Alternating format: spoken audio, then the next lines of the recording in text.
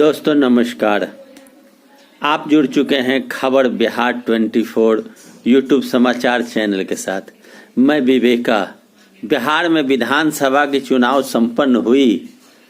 कांटे की टक्कर के बाद महागठबंधन जहां सत्ता से दूर होकर विपक्ष में बैठने के लिए तैयार है, वहीं दूसरी ओर महागठबंधन छोड़ एनडीए के मुख्यमंत्री बनेंगे। लेकिन अब एनडीए के कौन मुख्यमंत्री बनेंगे, किसे मुख्यमंत्री बनाया जाएगा, यह अभी भी लगभग फैसला नहीं हो चुका ऐसा लगता है। मानो ऐसा लगता है कि चूंकि नीतीश कुमार की सीट कम है और नीतीश कुमार 43 सीट पर सिमट गए हैं, तो उस आधार पर नीतीश कुमार मुख्यमंत्री नहीं बनाए जाएंगे ऐसी कयास लगाई जा रही है।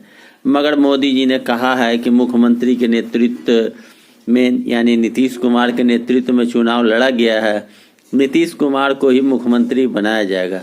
लेकिन अब तक के आंकड़े के अनुसार जो प्रतीत होता है, ऐसा लगता है कि नीतीश कुमार नैतिकता के आधार पर मुख्यमंत्री नहीं बनेंगे। अगर बनेंगे तो उन्हें दबाव में जीना होगा। तो मैं आज का विषय यह आपको रखा हूँ कि कौन से जाति के कौन से उम्मीदवार कितने किस दल से जीतकर बिहार विधानसभा पहुँचे हैं, यह जानकारी होनी अति आवश्यक है। मैं सर्वप्रथम बताऊं आपको कि जदयू ने 43 सीट पर चुनाव जीता है, जिसमें अगर भागीदारी की बात करी जाए तो स्वर्ण जाति के 9 सदस्य जदयू में जीते हैं, दलित समाज से 8 सदस्य, यादव समाज से 6 सदस्य और अति पिछड़ा समाज से 20 सदस्य जीते हैं। यानी फिर आप सुन ले, स्वर्ण 9, दलित 8, यादव 6, पिछड़ा अति पिछड़ा से 20 सदस्य जीतकर जदयू में आए हैं। वहीं भारतीय जनता की पार्टी की बात करें तो जदयू से ज़्यादा उम्मीदवार यादव जाति के जीतकर भाजपा में आए। यानी 74 सीट भाजपा ने जीता है इस विधानसभा चुनाव में, जिसमें यादव समाज के 7, भूमिहार समाज के 8, राजपूत समाज के 17 उम्मीदवार, ब्राह्मण समाज के 5, कायस्थ समाज के 3, ईबीसी 4, वैश्य यानी बनिया समाज के 14, कुर्मी और कुशवाहा 6 उम्मीदवार जीते हैं। वहीं एससी एसटी 10, 74 सीट में यह जातिगत आंकड़ा है। वहीं अगर एनडीए के ही जो हिस्सेदार हैं, 4 प्रत्याशी हम में जीते हैं, जिसमें 3 दलित जीते हैं और 1 स्वर्ण जाति के जीते हैं। 3 दलित में एक जीतन राम मांझी की समधिन और अन्य 1 दलित जीते हैं और 1 स्वर्ण जाति के उम्मीदवार जीते हैं। वहीं अगर बात करी जाए लोजपा की, तो लोजपा के 1 ही उम्मीदवार जीते हैं जो भूमिहार जाति से आते हैं और वीआईपी पार्टी के उम्मीदवार 4 जीते हैं, जिसमें यादव 1, राजपूत 2, दलित 1 और बहुजन समाजवादी पार्टी ने भी खाता खोला है और उनके भी उम्मीदवार 1 जीते हैं जो मुस्लिम समाज से आते हैं। और उधर अगर महागठबंधन की बात करी जाए तो 75 सीट पर महागठबंधन के उम्मीदवार ने जीत दर्ज किया है, जिसमें यादव समाज से 36, कुशवाहा समाज से 6, वैश्य समाज से 3, राजपूत समाज से 5, भूमिहार समाज से 1, ब्राह्मण समाज के 2, अति पिछड़ा 5, दलित 8, मुस्लिम 9 उम्मीदवार जीतकर विधानसभा पहुंचे हैं। 75 विधानसभा जो महागठबंधन के आरजेडी ने जीता है, यादव 36, कुशवाहा 8, वैश्य 3, राजपूत 5, भूमिहार 1, ब्राह्मण 2, अति पिछड़ा 5, दलित 8, मुस्लिम 9 उम्मीदवार जीतने में सफल हुए हैं। वहीं अगर कांग्रेस की बात करी जाए तो चूंकि महागठबंधन के वो हिस्सेदार थे कांग्रेस के 19 उम्मीदवार जीते हैं, जिसमें जातिगत आंकड़ा अगर बात करी जाए तो 2 राजपूत जाति के उम्मीदवार, भूमिहार जाति के 3, ब्राह्मण जाति के 3, दलित 4, यादव 1, वैश्य 1, मुस्लिम 4, अनुसूचित जनजाति के 1 उम्मीदवार यानी 19 उम्मीदवार जीतने में सफल हुए हैं।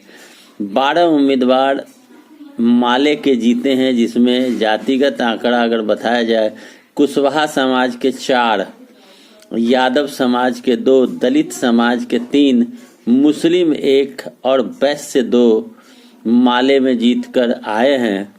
वहीं अगर बात करी जाए आपको सीपीएम के 2 सीट महागठबंधन के हिस्सेदार थे जीते हैं, जिसमें 1 कुशवाहा 1 यादव सीपीएम के जीते हैं। और वहीं अगर बात करी जाए सीपीआई के, तो सीपीआई के 2 उम्मीदवार जीते हैं, 1 दलित 1 भूमिहार। और अगर ओवैसी की पार्टी की बात करी जाए तो ओवैसी के 5 उम्मीदवार जीते हैं सीमांचल में, जो 5 मुस्लिम जाति के हैं। और निर्दलीय भी 1 उम्मीदवार जीता है चकाई से, जो एक राजपूत समाज के आते हैं। अगर इस बार के विधानसभा की बात करी जाए तो 54 यादव जाति के उम्मीदवार जीतकर विधानसभा पहुंचे हैं। 64 स्वर्ण जाति के विधायक इस बार कुल जीतकर विधानसभा पहुंचे हैं। और सदन में अगर मुस्लिम की बात करी जाए तो 20 उम्मीदवार मुस्लिम जीते हैं सारे पार्टियों को मिलाकर।